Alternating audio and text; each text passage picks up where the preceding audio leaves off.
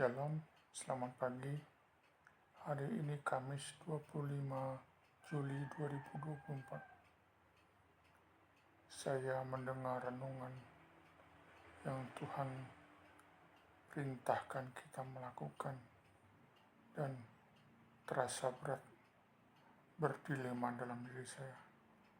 Namun saya mau coba taat melakukannya karena kita selalu berseru kepada Tuhan kita, dan inilah yang Tuhan kita inginkan supaya kita melakukannya. Saya dari sejak kecil tidak pernah berdoa dengan tanda kutip memaksa Tuhan. Saya tidak pernah menunjukkan ketaatan yang memaksa kehendak saya untuk dijawab oleh Tuhan. Bahkan sampai saya berada di surga pun saya harus tetap berdoa kepada Tuhan.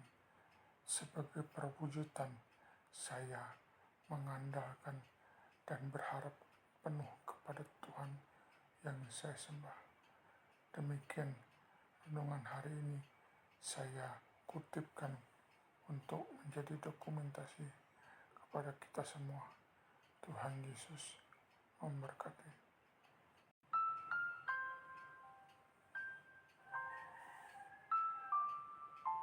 Kita jumpa lagi Bapak Ibu, Saudara-saudara sekalian. Hari ini 25 Juli kita akan merenungkan firman Tuhan dari Kejadian 32 ayatnya yang ke-26. Kejadian 32 ayat yang ke-26, demikian bunyi firman Tuhan.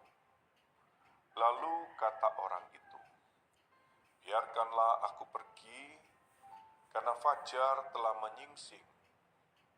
Saud Yakub, "Aku tidak akan membiarkan kau pergi jika engkau tidak memberkati aku." Satu kualifikasi doa harus dilakukan dengan tekun dan tidak jemu-jemu. Allah menyukai pemohon yang demikian.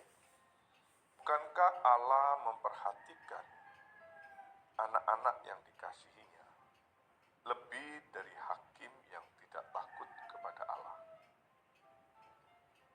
Kita dinasihati di dalam kitab suci untuk tidak menutup mulut dan untuk menyibukkan Allah. Sebagaimana Yakub bergumul dengan malaikat Tuhan, jangan melepaskan Tuhan sampai kita menerima berkat. Seperti perempuan Kanaan, biarlah kita terus mengikuti Dia dan menolak jawaban penolakan. Ya, saudara yang kekasih, inilah kekerasan yang diberkati ketika kita dapat berdiri di hadapan Allah dan menerima jawaban bukan penolakan, dan memperbarui gugatan demi gugatan dan dambaan demi dambaan, dan tidak pergi sampai permohonan kita dijawab. Dapatkah seorang munafik berdoa senantiasa? Kadang ia berdoa, namun jika Allah tidak segera menjawab, ia akan menyerah. Sebaliknya, anak-anak Allah terus berdoa sampai menerima jawaban. Jika ada alasan yang baik, jika ini adalah sesuatu yang penting, sebuah kebutuhan dan baik adanya, tatkala mereka melihat kepentingan, kebutuhannya, dan hal-hal itu dapat dicapai, mereka tidak akan pernah menyerah. Orang yang dipimpin oleh roh doa tidak akan berhenti menyibukkan Allah dengan berdoa sampai semua doanya terjawab. Bahkan sekalipun doanya baru dijawab nanti di surga.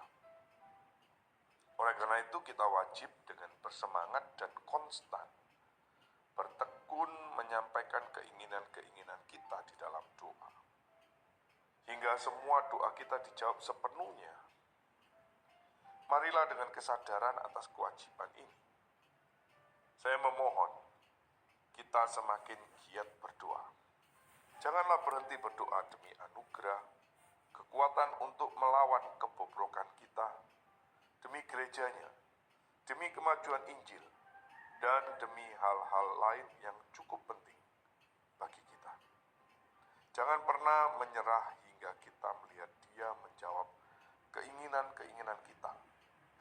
Dan ketika Dia menjawab keinginan-keinginan kita, kiranya kita melanjutkan untuk semakin memiliki keinginan-keinginan, karena hidup ini adalah suatu kehidupan dengan keinginan-keinginan.